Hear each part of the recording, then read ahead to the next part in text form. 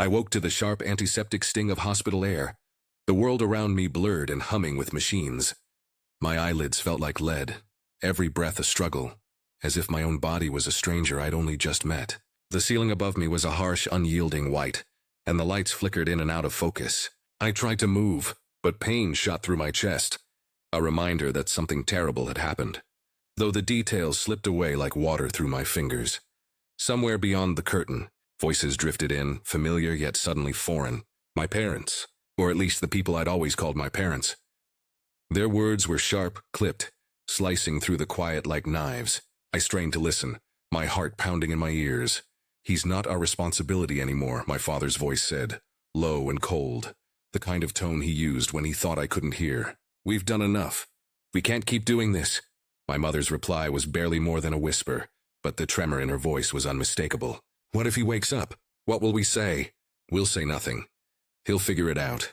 He always does." There was a pause, a heavy silence that seemed to press down on my chest harder than any bandage. "We can't keep living this lie, not after everything." I wanted to call out, to ask what they meant, but my throat was raw, my tongue thick and useless. I could only listen, helpless as the people I trusted most in the world debated my fate just outside my reach. The last thing I remembered before waking here was the screech of tires, the blinding flash of headlights, and the sensation of flying weightless, untethered, as if the world had let go of me. I remembered my mother's hand gripping mine, her nails digging into my skin, and the way my father's eyes darted away from mine, refusing to meet my gaze. There had been fear in their faces, but not the kind I expected. Not fear for me, but fear of something else, something I couldn't name. Now, lying in this sterile bed, I realized how little I truly knew about them, about myself. The pain in my body was nothing compared to the ache in my chest, the hollow, echoing emptiness that grew with every word they spoke. "We should go," my father said, his voice final. "Before anyone asks questions." My mother hesitated, and for a moment I thought she might come to me, might sit by my side and stroke my hair the way she did when I was a child. But the moment passed. I heard the shuffle of footsteps, the click of her heels on the linoleum floor, and then the soft, shuddering sigh she always gave when she was about to do something she'd regret. I tried to lift my hand, to reach for them, but the effort was too much. My vision swam, and the world tilted dangerously. I caught a glimpse of their silhouettes through the frosted glass, two figures, backs turned, walking away. Not a glance back, not a word of comfort. Just the cold, unyielding distance of people who had already decided to leave. The door closed with a soft, final click. The sound echoed in the hollow space of my heart, louder than any alarm. I was alone, truly, utterly alone. The machines beeped steadily, indifferent to my pain. I stared at the ceiling, willing myself to remember, to piece together the fragments of my life that suddenly felt so fragile. Who was I if not their son? What had I done to deserve this abandonment? Questions swirled in my mind, each one heavier than the last. A nurse entered, her face kind but tired. She checked my vitals, adjusted my IV, and offered a smile that didn't quite reach her eyes. "You're lucky to be alive," she said softly, as if that was supposed to be a comfort. I wanted to ask her where my parents had gone, if they'd left a message, if they'd even looked back. But the words caught in my throat, swallowed by the fear that I already knew the answer. As the nurse left, the room grew impossibly quiet. I listened to the distant sounds of the hospital, the muffled cries, the hurried footsteps, the low hum of life continuing just beyond my reach. I wondered if anyone would come for me, if anyone would notice that I was missing from the world I'd always known. Memories flickered at the edges of my mind. Birthday parties where my parents stood apart from the crowd, never quite joining in. Family dinners where silence stretched longer than conversation. The way my mother's eyes would linger on me, searching for something I never understood. I'd always told myself that every family had its secrets, its silences. But now those silences felt like chasms, impossible to cross. I closed my eyes, letting the darkness wash over me. I tried to remember the sound of my mother's laughter, the warmth of my father's embrace, but the memories slipped away, replaced by the cold certainty that nothing would ever be the same. In that moment, I made a silent promise to myself. I would find out the truth, no matter how much it hurt. I would not let their abandonment define me. I would not let this night be the end of my story. As the hours passed, I drifted in and out of sleep, haunted by dreams of faces I couldn't name and places I'd never been. Each time I woke, the emptiness beside me was a reminder of all I'd lost. But beneath the pain, a spark of determination began to grow. A quiet, stubborn hope that maybe, just maybe, I could survive this. That I could find out who I really was, even if it meant letting go of everything I'd ever known. The night stretched on, endless and unforgiving.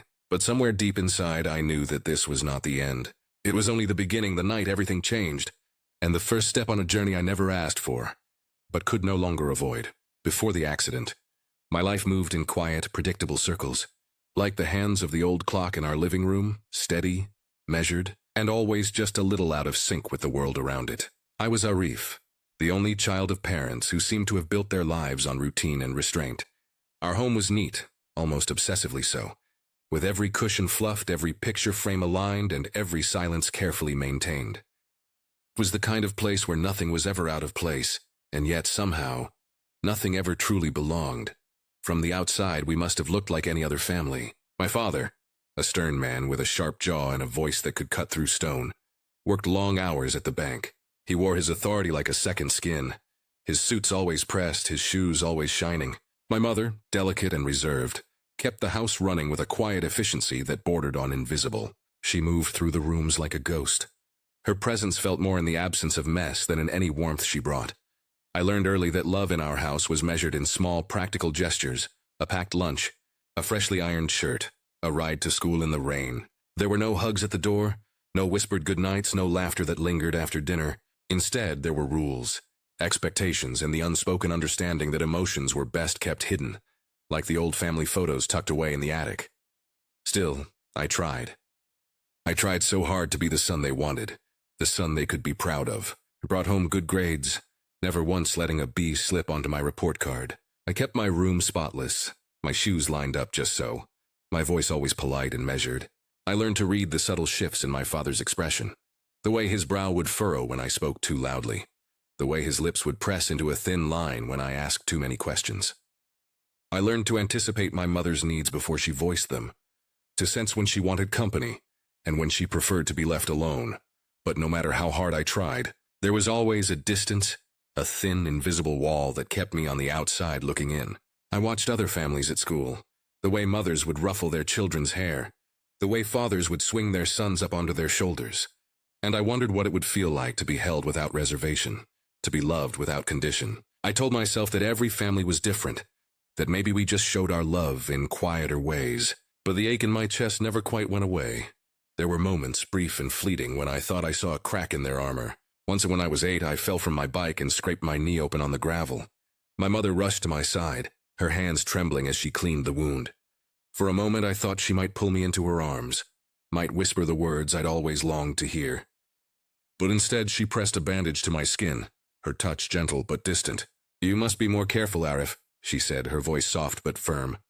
"We can't afford to be careless." My father, when he came home that night, barely glanced at the bandage. "Boys are meant to be tough," he said, ruffling my hair in a gesture that felt more like an afterthought than affection. "Don't cry over a little scratch." I nodded, swallowing my tears, determined to be the son he wanted. As I grew older, the distance only widened. My teenage years were marked by a quiet rebellion, late nights spent reading under the covers, secret dreams of becoming a writer, of telling stories that mattered. But I kept those dreams hidden, knowing they would never understand. My father wanted me to follow in his footsteps, to study business, to learn the language of numbers and contracts. My mother wanted me to be safe, to avoid risks, to stay close to home. I tried to please them, to mold myself into the shape they expected. I joined the debate team, though I hated public speaking. I took extra math classes, though the numbers blurred together in my mind. I smiled at family gatherings, though the conversations felt like performances, each word carefully chosen, each laugh rehearsed. Sometimes late at night I would lie awake and wonder if they ever thought about the future, about who I might become, about what I might want. I wondered if they ever saw me, really saw me, or if I was just another piece of the carefully arranged puzzle that was our family. I longed for connection, for a moment of real understanding, but it always seemed just out of reach. There were small moments of hope, glimmers of something more. On my 16th birthday, my mother baked a chocolate cake from scratch, her hands dusted with flour, her hair pulled back in a loose bun. She sang happy birthday in a voice that trembled with nerves, and for a moment, I saw a softness in her eyes, a longing that matched my own. But as soon as the candles were blown out, the moment passed, and she retreated into her quiet efficiency. cleaning up the crumbs before I'd even finished my slice. My father gave me a watch, a heavy, expensive thing that felt foreign on my wrist. "Time is valuable," he said, fastening the strap with a firm hand. "Don't waste it." I nodded, thanking him, but I couldn't help but feel the weight of his expectations pressing down on me, heavier than the watch itself. School was my refuge, a place where I could lose myself in books and numbers, where I could pretend for a few hours each day that I was just like everyone else. I made friends, but I kept them at arm's length, afraid to let anyone see the cracks in my carefully constructed facade. I envied the easy laughter of my classmates, the way they spoke about their families with affection and exasperation in equal measure. I wondered what it would be like to belong, to be part of something bigger than myself. At home, the tension simmered beneath the surface, unspoken but ever present. My parents rarely argued, but when they did, their voices were low and urgent, their words sharp and precise. I would sit in my room, listening to the muffled sounds of their disagreements, trying to piece together the meaning behind their words. Sometimes I caught fragments, mentions of money, of secrets, of things that didn't quite add up, but whenever I asked, they would brush me off, telling me not to worry, that everything was fine. I learned to keep my questions to myself, to accept the silences and the half-truths. I told myself that all families had their secrets, that maybe I was just too sensitive, too eager for something that didn't exist. But the longing never left me, a quiet ache that grew with each passing year. Looking back, I can see the signs now, the way my mother would flinch at sudden noises, the way my father's eyes would dart away when I asked about our family history, the way they never spoke about their own childhoods, never showed me old photographs, never introduced me to relatives beyond a handful of distant cousins. I told myself it didn't matter, that the past was the past. But deep down, I knew something was missing. I tried to fill the void with achievements, with obedience, with the hope that if I was just good enough, just perfect enough, they would finally let me in. But no matter what I did, the wall remained, solid and unyielding. On the night before the accident, I sat at the kitchen table, my homework spread out before me, the clock ticking steadily on the wall. My mother moved quietly around the room, her eyes tired, her movements precise.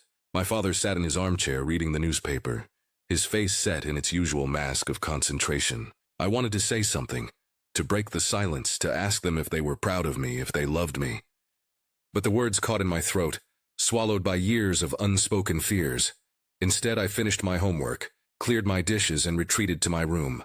I lay in bed, staring at the ceiling, listening to the sounds of the house settling around me.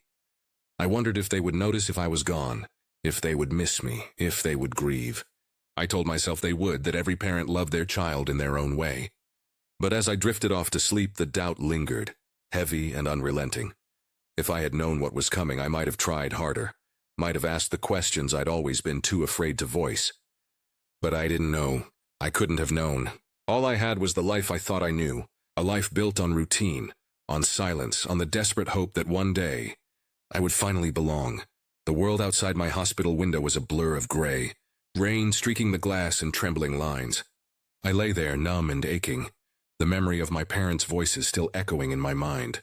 I kept waiting for the door to open, for my mother's gentle footsteps or my father's familiar cough. But the only sounds were the steady beeping of machines and the distant shuffle of nurses in the hallway. A nurse entered, her face kind but cautious, as if she were approaching a wounded animal. She checked my chart, her eyes flicking over the numbers, and then she looked at me with a softness that made my chest tighten. "How are you feeling, Arif?" she asked, her voice low. I tried to speak, but my throat was dry, my words coming out as a hoarse whisper. "Where are my parents? Did they say anything?" She hesitated, glancing at the empty chair by my bed. "They left early this morning," she said gently. "They didn't leave a note, but I'm sure they'll be back soon. Maybe they just needed some rest." But I saw the truth in her eyes, the uncertainty, the pity. I turned my face away, staring at the wall, willing myself not to cry. I wanted to believe her, to believe that my parents would walk through that door at any moment. But deep down, I knew. I knew they were gone.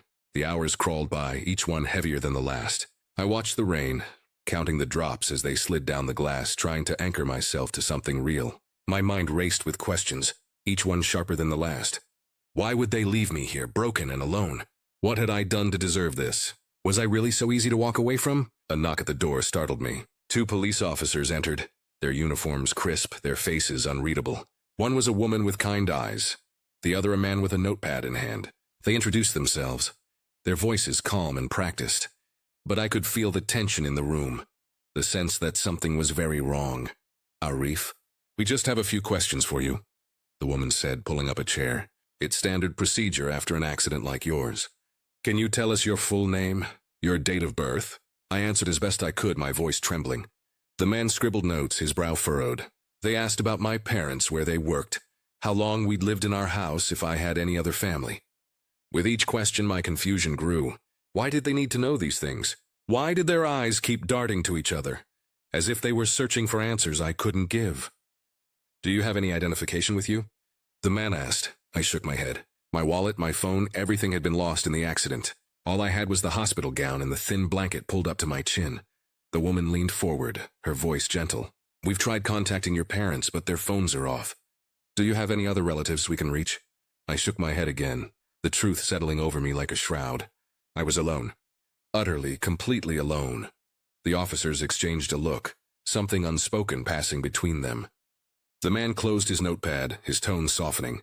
"We're going to do everything we can to help you, Arif. If you remember anything at all, please let us know." They left, and the room felt colder, emptier than before. I stared at the ceiling, my mind spinning. My parents had left me in this sterile, unfamiliar place, without a word, without a promise to return. The pain was sharp, a wound deeper than any bruise or broken bone. I tried to make sense of it, to find some reason, some explanation that would make it hurt less. Maybe they were scared. Maybe they thought I would be better off without them. Maybe they had secrets I was never meant to know. But no matter how I twisted the facts, the truth remained. They had chosen to leave. The nurse returned, her eyes full of sympathy. She brought me a cup of water, her hand lingering on my shoulder. "You're not alone, Arif," she said softly. "We're here for you." But her words felt hollow, echoing in the empty space my parents had left behind. I wanted to scream, to demand answers, to beg them to come back. But all I could do was lie there, silent and broken, the weight of their absence pressing down on me. As night fell, the hospital grew quiet, the lights dimming in the hallway. I listened to the distant sounds of life continuing without me, the laughter of nurses at the station, the soft hum of a television in another room. I wondered if my parents were out there somewhere thinking of me, or if they had already moved on, erasing me from their lives as easily as turning off a light. I closed my eyes, the tears finally spilling over. I let myself grieve, not just for the parents who had left me, but for the boy I had been, the boy who believed that love was something you could earn if you just tried hard enough. I realized with a clarity that cut through the fog that I had been abandoned in my darkest hour, left to pick up the pieces of a life I no longer recognized. In that moment, I made a silent vow. I would find out the truth no matter how much it hurt. I would not let their betrayal define me. I would not let this be the end of my story. The days that followed blurred together, each one marked by the same sterile routine. Nurses checking my vitals, doctors murmuring about my recovery, the police returning with more questions. I watched the world from my hospital bed, feeling like a ghost haunting the edges of my own life. The ache of abandonment was still raw, but now it was joined by something else. A gnawing sense of unease, a suspicion that the ground beneath me was shifting in ways I couldn't yet understand. It started with the police. They came every morning, their faces growing more serious with each visit. At first, their questions seemed ordinary, confirming my name, my date of birth, the address of the house I'd always called home. But soon, their inquiries grew more pointed, their tone more cautious. "Arif, do you remember when your family moved to your current house?" the woman officer asked one morning, her notepad balanced on her knee. I frowned, trying to recall. I was maybe 5? I remember boxes everywhere, my mother fussing over the curtains. "But I don't remember where we lived before." She nodded, jotting something down.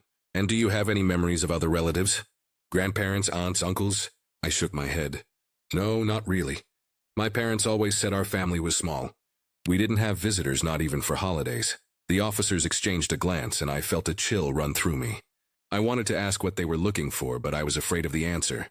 Later that day, a social worker visited, her smile warm but her eyes searching. She asked about my childhood, about school, about friends. I answered as best I could. But the more I spoke, the more I realized how many gaps there were in my memories. I remembered the routines, the rules, the silences, but not much else.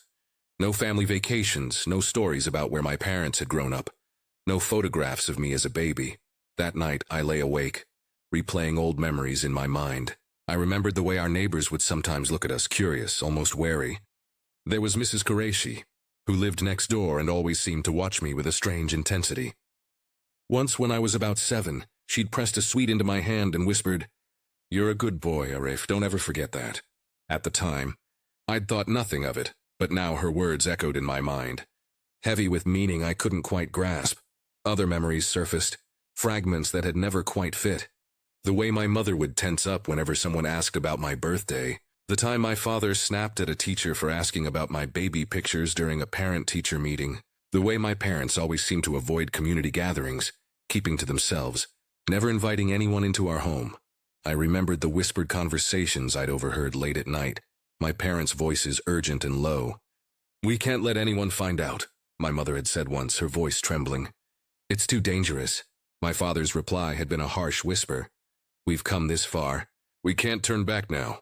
At the time, I'd convinced myself they were talking about money or maybe some family argument. But now, with the police asking questions and my parents gone without a trace, those memories took on a new, sinister light. The investigation intensified. The police brought in documents, school records, medical files, even old photographs. They asked me to look at them, to see if anything seemed familiar. I stared at the papers, searching for something, anything, that would anchor me to the life I thought I knew. But the dates didn't add up. There were gaps in my school records, years where my name appeared in one place and then another, as if I'd been moved around without explanation.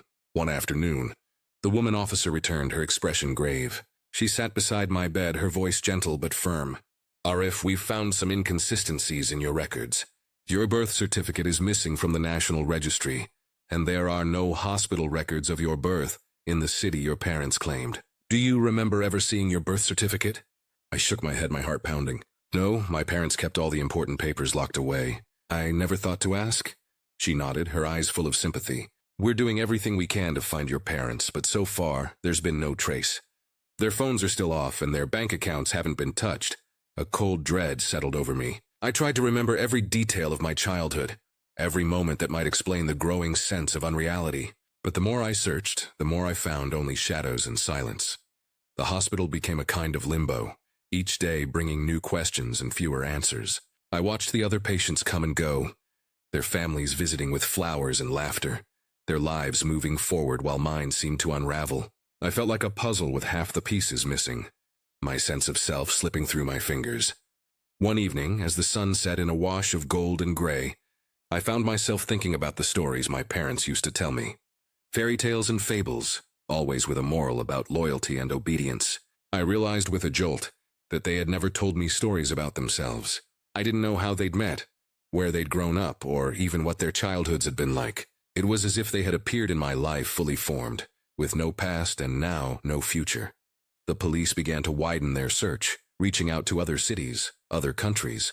They took my fingerprints, ran them through databases, searching for any match. I watched them work, feeling both hopeful and terrified. What if they found something? What if everything I'd believed about my life was a lie? The days stretched on, each one heavier than the last.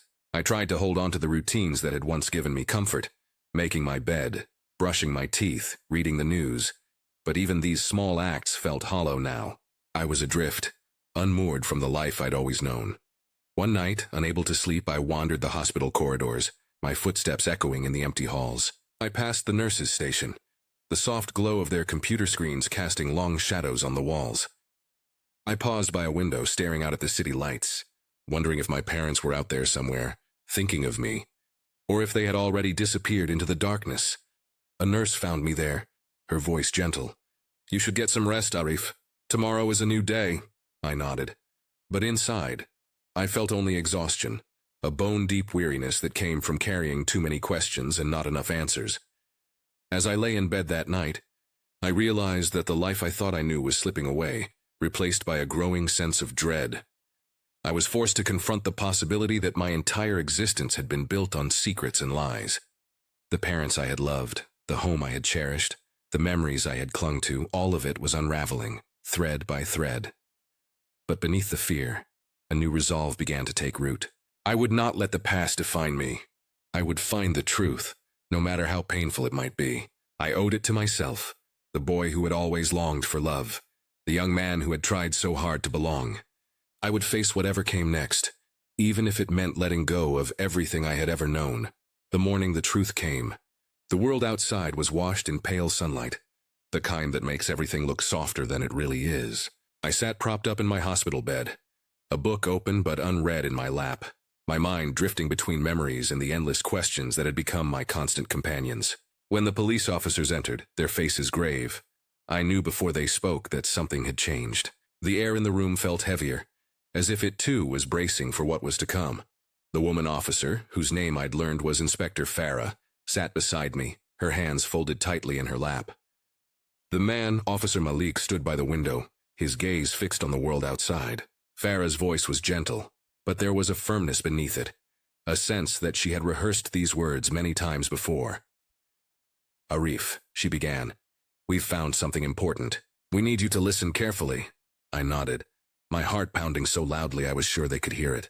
I tried to steady my breathing, to prepare myself for whatever truth they were about to deliver. But nothing could have prepared me for what came next. "We've been working with missing persons units across the country," she continued, "and we've matched your fingerprints and DNA to a case that's been open for 30 years. Arif, you were reported missing as a toddler. Your real family has been searching for you ever since." The words hung in the air, impossible and undeniable. For a moment I couldn't move, couldn't speak. It was as if the world had tilted on its axis, and I was left clinging to the edge, desperate for something to hold on to. I stared at her, searching her face for any sign that this was a mistake, a cruel joke, but all I saw was sorrow and certainty. "No," I whispered, shaking my head. "That can't be." "My parents." Farah reached out, her hand warm on mine. "The people you've known as your parents. They are not your biological family. We believe you were taken from your real home when you were just 2 years old. Your family has never stopped looking for you." A wave of grief crashed over me, so sudden and fierce that it stole the breath from my lungs.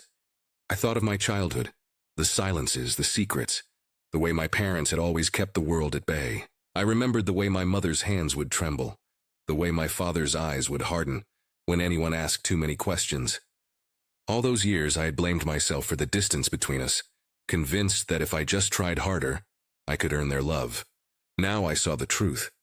I had been living in a stranger's story, my own life stolen and rewritten without my consent. Anger followed, hot and blinding. How could they? How could they take me from my real family, from the people who had loved me enough to search for me all these years? How could they lie to me, day after day, year after year, letting me believe I was theirs? I wanted to scream, to break something, to make sense of the senselessness that had become my life. But beneath the anger was a deeper, more painful ache, a sense of loss so profound it felt like a physical wound. I grieved for the life I should have had, for the parents who had spent decades searching for a son they barely remembered, for the boy who had grown up longing for a love that was always just out of reach. I grieved for the memories I would never recover, the birthdays and holidays and ordinary days that had been stolen from me. Farah squeezed my hand, her eyes shining with unshed tears. "Your family never gave up hope, Arif. They've kept your room just as it was all these years. They want to meet you when you're ready." I closed my eyes, trying to imagine them, my real parents, my real home. What did they look like? Did I have siblings? Would they recognize me, this grown man with a lifetime of questions and scars? Would I recognize them? Or would we always be strangers, bound together by loss and longing? Officer Malik spoke then, his voice quiet. "We know this is a lot to take in. You don't have to decide anything right now. We'll support you whatever you choose." I nodded, but the words felt distant, muffled by the roar of grief and confusion in my mind. I thought of the people who had raised me, not with love, but with fear and secrecy. I thought of the boy I had been, desperate for approval, for belonging. I wondered if I would ever feel whole again, or if I would always be caught between two worlds, never truly belonging to either. The rest of the day passed in a haze. Nurses came and went, their faces blurring together. I stared at the ceiling, replaying every memory, every conversation, searching for clues I had missed. I wondered if my parents, no, not my parents, not anymore, had ever loved me, or if I had been nothing more than a secret to be hidden, a mistake to be managed.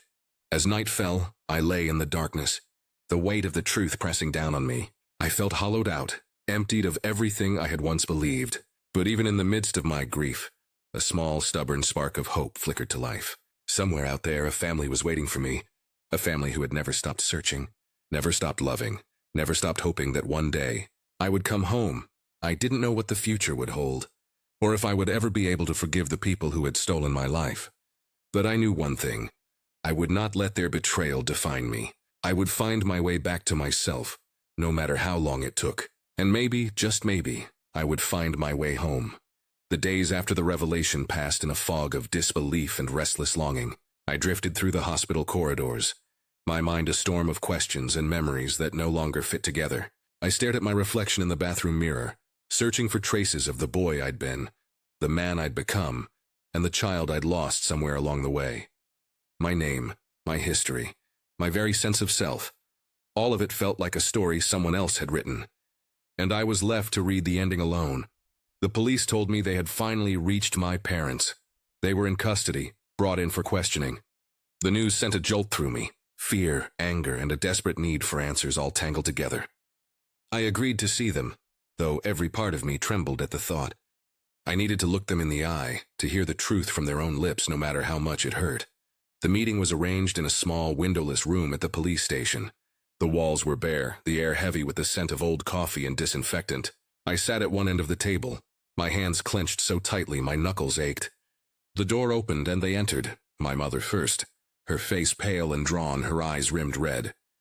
My father behind her, shoulders squared, jaw set in that familiar, unyielding line. For a moment none of us spoke. The silence was thick, suffocating.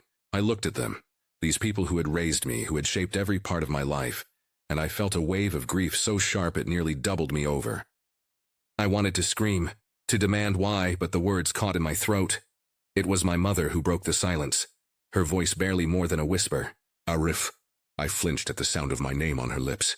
Don't, I said, my voice shaking. Don't call me that. You don't have the right. She looked down, twisting her hands in her lap. My father's gaze was hard, defiant. We did what we had to do, he said, his voice flat. You wouldn't understand. I stared at him, disbelief and fury warring inside me. You took me from my real family. You lied to me my entire life. How could you do that? How could you look me in the eye every day and pretend? My mother's shoulders shook, silent tears slipping down her cheeks. We never meant to hurt you, she whispered. We loved you, Arif. We gave you everything we could. Love. The word tasted bitter. You call this love? Keeping me from my real parents, making me believe I was someone I'm not. That's not love. That's cruelty. My father's jaw tightened. You don't know what it was like. We couldn't have children of our own. We tried for years. When you came into our lives, it was a miracle. We thought we could give you a better life. A better life? My voice rose, raw and desperate. You stole me. You made me live a lie. Did you ever think about what you were taking from me? Did you ever think about the people who spent 30 years searching for me? He looked away, his hands clenched into fists. My mother sobbed quietly, her shoulders shaking. We were desperate, she said. We were so alone. When we found you, you were crying, lost. We told ourselves it was fate. We convinced ourselves we were saving you. I shook my head, anger and sorrow crashing over me in waves. You didn't save me. You took everything from me. My name, my family, my history. You made me feel like I was never enough, like I had to earn your love. Was that part of the plan too? My father's face crumpled, the mask of control slipping for the first time. We were afraid. Every day we were afraid someone would find out. We tried to be good parents, but the fear poisoned everything. I thought of my childhood, the silences, the tension, the way love was always just out of reach. I remembered the way my mother would flinch at sudden noises, the way my father's eyes would dart away when I asked about the past. I saw it all now, the truth hidden in plain sight. Why didn't you tell me? I asked, my voice breaking.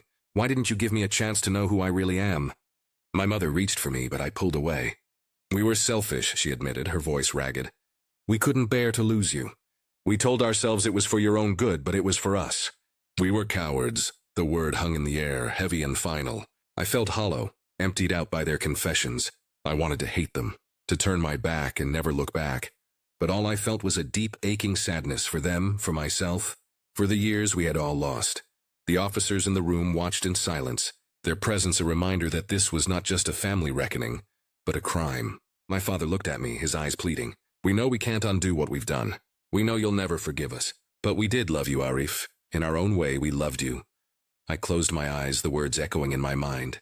I thought of all the times I had tried to earn their approval, all the ways I had tried to be the son they wanted. I realized with a kind of bitter clarity that I'd spent my whole life chasing a love that was always tainted by fear and guilt. When I opened my eyes, I saw my mother's face, etched with regret. "I'm sorry," she whispered. "I'm so sorry." The anger drained out of me, leaving only exhaustion. "I don't know who I am anymore," I said quietly. "I don't know if I ever did." My father bowed his head, silent. My mother wept, her tears falling onto the table between us. I felt a strange sense of release, as if the truth, painful as it was, had finally set me free from the prison of their secrets. The meeting ended, and I left the room feeling more alone than ever. The police offered to drive me back to the hospital, but I asked to walk. I needed air, space, time to process the wreckage of my life. As I walked through the city streets, the world felt unfamiliar, every face a stranger, every sound too loud. I thought of my real family, the people who had never stopped searching for me. I wondered what they were like, if they would accept me, if I could ever belong with them. I wondered if I could ever forgive the people who had raised me, or if the wounds they had left would never truly heal. That night, I lay in my hospital bed, staring at the ceiling. I felt rootless, unmoored, as if I had been set adrift in a world that no longer made sense. I grieved for the boy I had been, for the man I might have become, for the family I had lost and the family I had yet to find. But even in the darkness, a small voice inside me whispered that this was not the end. The truth had shattered my life, but it had also given me a chance to start again. I didn't know who I was or where I belonged, but I knew I would keep searching. I would find my way, one step at a time, even if the path was uncertain and the future unknown. For the first time in my life, I was free to ask the questions that mattered. For the first time, I could begin to write my own story. And though I was still lost, still broken, I knew I would not give up. I would fight for the truth, for myself, for the chance to finally belong, not to a lie, but to the life that was truly mine. The day I was to meet my real family, I woke before dawn, my heart pounding with a mixture of dread and hope. The hospital room felt smaller than ever, the walls closing in as I tried to imagine what waited for me beyond them. I dressed slowly, my hands trembling as I buttoned my shirt, each movement deliberate, as if I could somehow prepare myself for the moment that would change everything again. A social worker arrived to escort me, her voice gentle, her presence reassuring. She offered words of encouragement, but I barely heard them. My mind was a whirl of questions. What would they look like? Would they recognize me? Would I recognize myself in their faces? I tried to picture the family that had searched for me all these years, but the images slipped away, replaced by a gnawing uncertainty.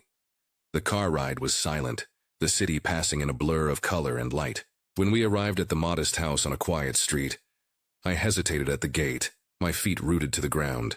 The social worker squeezed my shoulder. "They're waiting for you, Arif. Take your time." I nodded, drawing a shaky breath, and stepped forward. The door opened before I could knock, and a woman stood there, her eyes wide and shining with tears. She was older than I'd imagined, her hair streaked with gray, but her face was open, every emotion written plainly across it. Behind her, a man hovered, his hands twisting nervously, his eyes never leaving mine. For a moment, none of us moved. The air was thick with anticipation, the weight of 30 years pressing down on us. Then the woman stepped forward, her voice trembling. "Arif?" she whispered, as if afraid the sound would break the spell. I nodded, unable to speak. She reached for me, her hands shaking, and I let her pull me into a tentative embrace. Her arms were warm, her touch unfamiliar but achingly gentle. I felt her tears on my shoulder, and for a moment I let myself lean into her, closing my eyes against the flood of emotion. The man approached, his voice rough with emotion. "Son," he said, and the word hit me like a wave. I looked at him, searching for something of myself in his features, the curve of his jaw, the shape of his eyes. He reached out, his hand hovering uncertainly before resting on my back. "We've missed you every day," he said, his voice breaking. I pulled away, overwhelmed. The room behind them was filled with faces, siblings, aunts, uncles, cousins, each one watching me with a mixture of hope and sorrow. They crowded the hallway, their eyes shining, their hands reaching out in welcome. I felt like a guest at my own homecoming, a stranger in a story that was supposed to be mine. They ushered me inside, their voices tumbling over one another in a rush of questions and reassurances. "Do you remember this house? Would you like some tea? We have your old toys, your baby blanket. Would you like to see them?" I nodded, answering when I could, but the words felt foreign in my mouth. Every gesture of kindness, every smile, was a reminder of all I had missed. The contrast between this family and the one I had known was stark. Where my childhood home had been silent and orderly, this house was alive with noise and warmth. Laughter echoed from the kitchen. Children darted through the rooms, and the walls were covered in photographs. Birthdays, weddings, holidays, moments frozen in time. I searched the faces in those pictures, looking for myself, but found only the ghost of a boy who had vanished long ago. My mother, my real mother, sat beside me on the couch, her hand never leaving mine. She told me stories of my early years, of the day I was born, of the games we played in the garden. Her voice was soft, her words painting pictures of a life I could almost remember. My father joined in, his laughter deep and warm, his pride in me shining through every word. My siblings, 2 sisters and a brother, took turns sharing their memories, their voices overlapping in a chorus of love and longing. I listened, trying to stitch their stories into the fabric of my own life, but the seams didn't quite fit. I felt gratitude for their love, for their unwavering hope, but I also felt guilt for the years lost, for the pain my absence had caused, for the emptiness I saw in their eyes when they thought I wasn't looking. As the afternoon wore on, the initial excitement faded, replaced by a quiet, tentative peace. My mother brought out a box of old toys and baby clothes, her hands trembling, as she showed me a faded blue blanket embroidered with my name. I held it in my hands, the fabric soft and worn, and for a moment, I let myself imagine what might have been. A childhood filled with laughter and love, a family that never stopped searching. But even as I sat among them, surrounded by warmth and welcome, I felt the distance between us. I was their son, but I was also a stranger, shaped by years of secrets and silence. I wanted to belong, to step into the life they offered, but I didn't know how. The past clung to me, a shadow I couldn't quite shake. As evening fell, my mother pressed a cup of tea into my hands, her eyes searching mine. "You don't have to rush," she said softly. "We have all the time in the world now. We're just glad you're home." I nodded, swallowing the lump in my throat. I looked around at the faces gathered in the fading light, at the family who had waited so long for this moment. I didn't know what the future would hold, or if I would ever feel truly at home, but I knew I was no longer alone. A door had opened, and though the path ahead was uncertain, I was ready to take the first step. In the weeks that followed, I drifted through my days like a man caught between waking and dreaming. My real family welcomed me with open arms, their love unwavering, their patience endless. Yet no matter how many times they told me I was home, I felt like a visitor in their world, a world built on memories I didn't share, inside jokes I didn't understand, and a history that belonged to someone else. Their kindness was a balm, but it could not fill the emptiness inside me. I found myself withdrawing, seeking solitude in the quiet corners of the house or long walks through unfamiliar streets. I watched my siblings laugh together, their bond effortless, and wondered if I would ever feel that sense of ease. I saw the pride in my father's eyes, the hope in my mother's smile, and felt the weight of their expectations pressing down on me. I wanted to be the son they had lost, the brother they had missed, but I didn't know how to bridge the gap between who I was and who they remembered. At night I lay awake, haunted by the ghosts of 2 lives. I thought of the parents who had raised me, not with warmth but with rules and silence. I remembered the ache of trying to earn their love, the constant sense of falling short. I wondered if I should hate them for what they had done, but all I felt was a dull, aching sorrow. They had stolen my childhood, yes, but they had also shaped the man I had become. I could not simply erase them, nor could I forgive them. I thought, too, of my real family, their open affection, their willingness to embrace me despite the years apart. I wanted to belong, to step into the role of son and brother, but I was afraid of disappointing them, of never living up to the image they had carried in their hearts for so long. I felt like an imposter, a puzzle piece forced into the wrong place. In my isolation, I began to question what it meant to be a man, to be vulnerable, to seek connection. I had spent my life hiding my feelings, believing that strength meant silence, that pain was something to be endured alone. Now faced with the love I had always craved, I found myself unable to accept it fully. I was afraid to let down my guard, to admit how lost I truly felt. I wandered the city, searching for answers in the faces of strangers, in the rhythm of daily life. I watched fathers with their sons, brothers sharing secrets, friends laughing in the sun. I wondered if I would ever find that sense of belonging, or if I was destined to remain on the outside, looking in. One afternoon, I sat in a quiet park, watching the world go by. I thought about the stories men tell themselves, about strength, about stoicism, about never needing anyone. I realized how much those stories had cost me. Years of loneliness, of longing, of pretending to be someone I was not. I wondered if I had the courage to write a new story, one where vulnerability was not a weakness, but a bridge to something real. I began to journal, pouring my confusion and pain onto the page. I wrote about my anger, my grief, my hope. I wrote about the boy who had been lost, the man who was still searching. Slowly, I began to see that belonging was not something that could be given or taken away. It was something I had to find within myself. I was still lost, still caught between two worlds, but I was no longer running from the void. I was learning to sit with it, to listen to the questions it asked.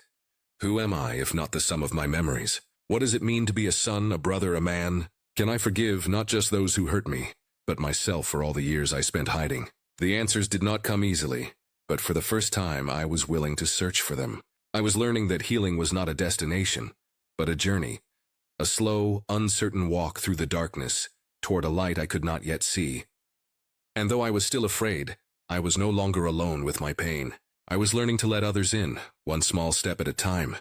It happened quietly, not with a dramatic revelation, but in the gentle hush of an ordinary morning. I was sitting by the window, watching sunlight spill across the floor, when I realized I was tired of waiting for someone else to tell me who I was supposed to be. For so long, I had measured myself against the expectations of others. First the parents who raised me, then the family who found me. I had tried to fit into stories that were never truly mine, always searching for a place to belong, always afraid of disappointing someone. But in that moment, I understood that I could not keep living for other people's approval. I had to choose myself. The thought was both terrifying and liberating. I didn't know what it meant, not exactly, but I knew it started with listening to my own voice, the one I had silenced for years. I decided to seek help, not because I was weak, but because I was ready to heal. I found a therapist, a kind woman with gentle eyes who listened without judgment. In her office, I spoke truths I had never dared to say aloud. My anger, my grief, my confusion, my longing to be seen. She helped me untangle the knots of my past, to see that my pain was real, but it did not have to define me. I began to journal more intentionally, not just to record my days, but to explore my thoughts and feelings. I wrote about the boy who had learned to be invisible, the young man who had tried so hard to be perfect, the adult who was finally learning to be honest with himself. I wrote about my fears of rejection, of failure, of never truly belonging, and I wrote about my hopes, fragile but persistent, for a life that felt authentic. Slowly, as I started to rebuild my sense of self, not from the fragments of my past, but from the values I chose for myself. I asked hard questions. What do I believe in? What kind of man do I want to be? What brings me peace? What brings me joy? I realized I wanted to live with integrity, to be kind, to be open to love even when it scared me. I wanted to forgive, not just those who had hurt me, but myself. For all the years I had spent lost and afraid, therapy was not a magic cure, but it gave me tools to cope, to set boundaries, to recognize the patterns I wanted to change.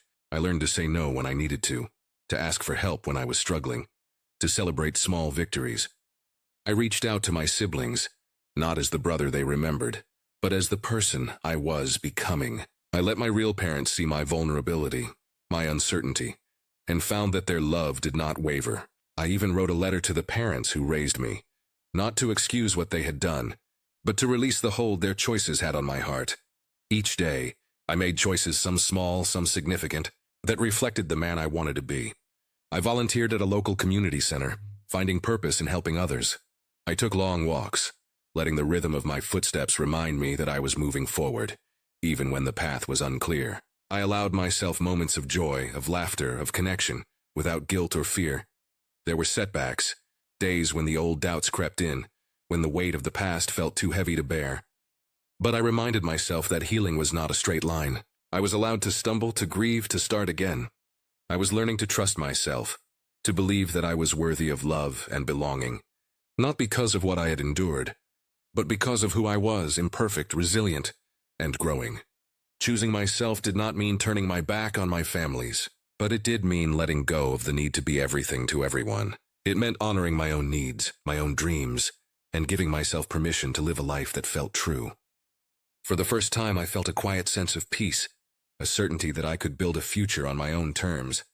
As the days turned into weeks, I looked in the mirror and saw not a stranger, but a man who had survived, who was learning to thrive. I was no longer defined by the stories others had written for me. I was writing my own, one page at a time, and for the first time, I was proud of the person I was becoming.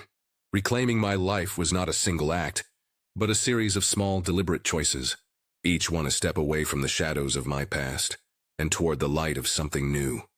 It began with boundaries, a word I had never truly understood until I realized how much of myself I had given away, trying to fit into other people's expectations.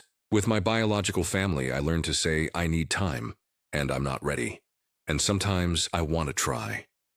They listened, sometimes with tears in their eyes, but always with patience.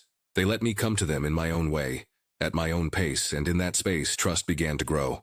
I started to visit more often, first for short visits, then for longer afternoons. My mother would make tea and sit with me in the garden, telling me stories of my childhood, the real one, the one I had lost. My father would show me old photographs, his voice soft as he pointed out the family resemblances, the quirks and smiles that ran through generations. My siblings invited me into their lives, sharing their struggles and triumphs, letting me know that I was not expected to fill the empty space of the brother they had lost, but to be myself, whoever that turned out to be. There were awkward moments. Of course, pauses in conversation, memories that didn't match, habits that clashed. Sometimes I felt like an outsider, watching a play in which I had missed the first act. But slowly, the unfamiliar became familiar. I learned the rhythms of their laughter, the comfort of their presence, the quiet reassurance of being wanted, not for what I could provide, but simply for who I was. At the same time, I made the difficult decision to visit the people who had raised me.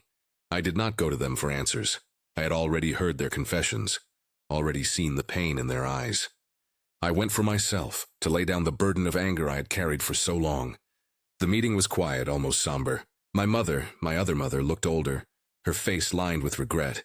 My father's hands shook as he poured tea, his voice barely above a whisper. I'm not here to forget, I told him, my voice steady. And I'm not here to excuse what you did. But I can't carry this anger anymore. I need to let it go for my own sake. My mother wept, her tears silent. My father nodded, his eyes shining with something like relief. I realized then that forgiveness was not a gift I gave to them, but a gift I gave to myself, a way to free my heart from the chains of the past. I left their house lighter, the weight of old wounds finally beginning to lift. With time, I found purpose in my pain. I began volunteering with organizations that helped families of missing children, sharing my story with those who felt lost and alone. I spoke at support groups, my voice trembling at first, then growing stronger as I saw the hope in the eyes of others. I met parents who had spent years searching for their children, siblings who had grown up with empty chairs at the dinner table, survivors who had found their way home after decades in the dark.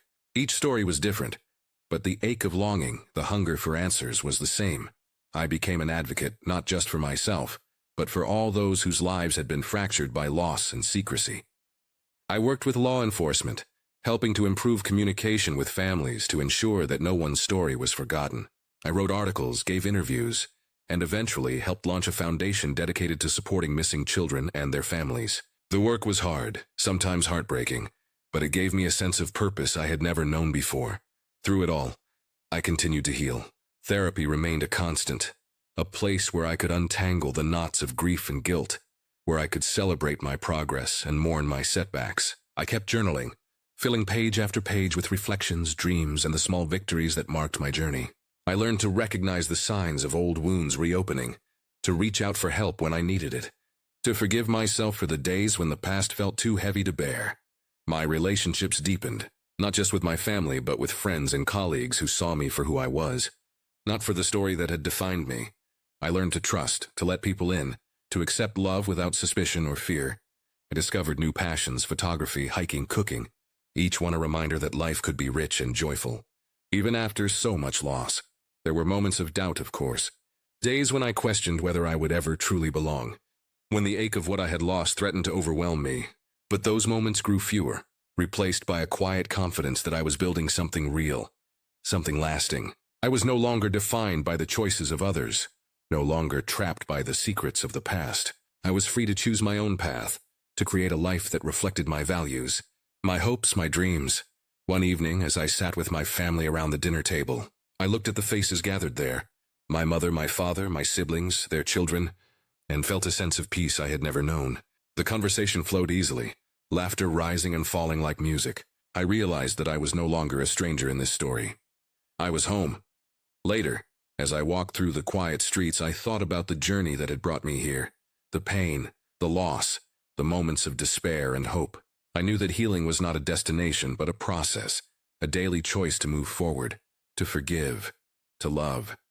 I knew that there would always be scars, reminders of what had been taken.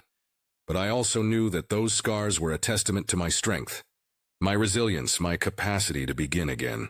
I paused beneath a street lamp, the light casting a warm glow on the path ahead. I thought of the children still missing, the families still searching, the survivors still struggling to find their way.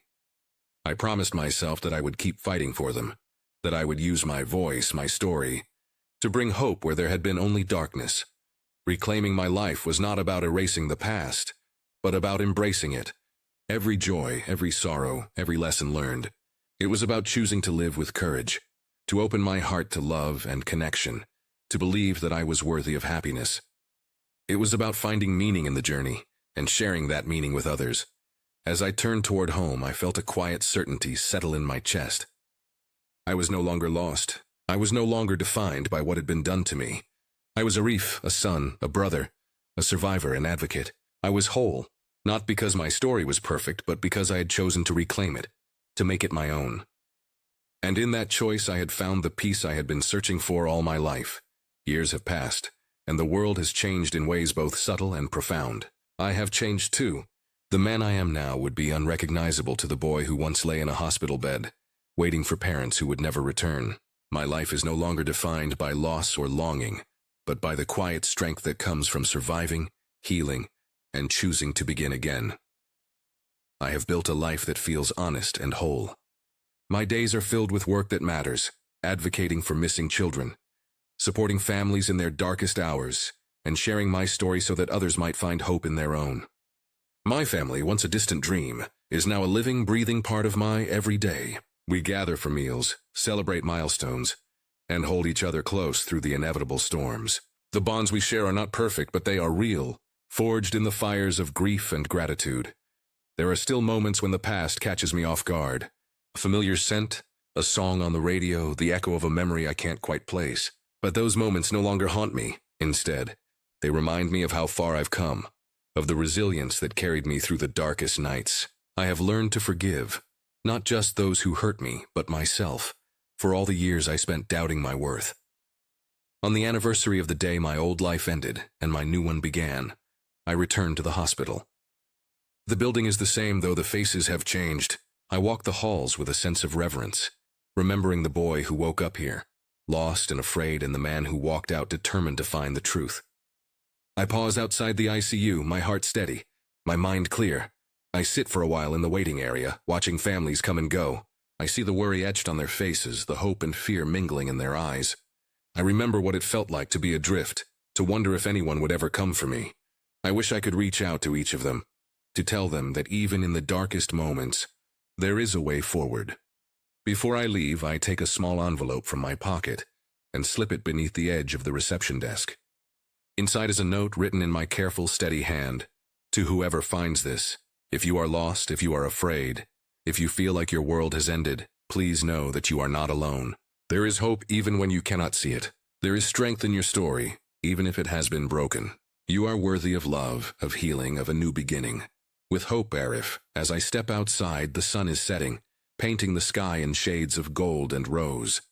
I breathe in the cool evening air, feeling the weight of the past lift from my shoulders. I am not the sum of what was done to me. I am not defined by the years I lost or the pain I endured. I am defined by the choices I make now, by the love I give, the truth I speak, the hope I carry. I walk home through streets that once felt foreign, now familiar and full of promise. My life is not perfect, but it is mine. I have learned that healing is not a destination, but a journey, a series of new beginnings, each one a chance to become more fully myself. As I reach my door, I pause for a moment, looking back at the path that brought me here. I think of the boy I was, the man I am, and the future that still waits to be written. I smile, knowing that whatever comes next, I am ready. I have found my way home, not to a place, but to a sense of belonging within myself. And for the first time, I step inside, not as someone searching for answers, but as someone who has found peace. My story is not over. It is only just beginning.